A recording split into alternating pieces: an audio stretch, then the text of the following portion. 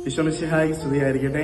ഈശ്വരയുടെ സ്നേഹമുള്ളവരെ, സങ്കീർത്തന പുസ്തകം 57 അധ്യായം 1 തിരുവചനം. വിനാശത്തിന്റെ കൊടുങ്കാറ്റ് കടന്നു പോകുവോളം കർത്താവെ, ഞാൻ അങ്ങയുടെ ചിറകിൻ കീഴിൽ ശരണം പ്രാപിക്കുന്നു. എന്റെ പ്രിയമുള്ളവരെ, ഇന്ന് അച്ഛൻ നിങ്ങളോട് ഈ വചനം പറയാനുള്ള കാരണം, എന്റെയും നിങ്ങളുടെയും ജീവിതത്തിൽ എത്ര വലിയ കൊടുങ്കാറ്റടിച്ചാലും, എത്ര പേമാരി കുത്തി പെയ്ത് എന്റെയും നിങ്ങളുടെയും ജീവിതത്തെ വല്ലാതെ അലോസരപ്പെടുത്തിയാലും, ഞാനും നിങ്ങളും ആടി ഉലഞ്ഞു പോകുമെന്ന് കരുതിയാലും, എന്റെയും നിങ്ങളുടെയും ജീവിതത്തിൽ ഏത് പ്രതിസന്ധി വന്നാലും ഒരിക്കലും നിങ്ങൾ നിരാശരാകാനായിട്ട് പാടില്ല. ഇത് പറയാൻ അച്ഛന് വളരെ എളുപ്പമാണെന്നൊരു പക്ഷേ നിങ്ങൾക്ക് തോന്നാം. എന്നാൽ അങ്ങനെയല്ല എന്റെ പ്രിയമുള്ളവരെ.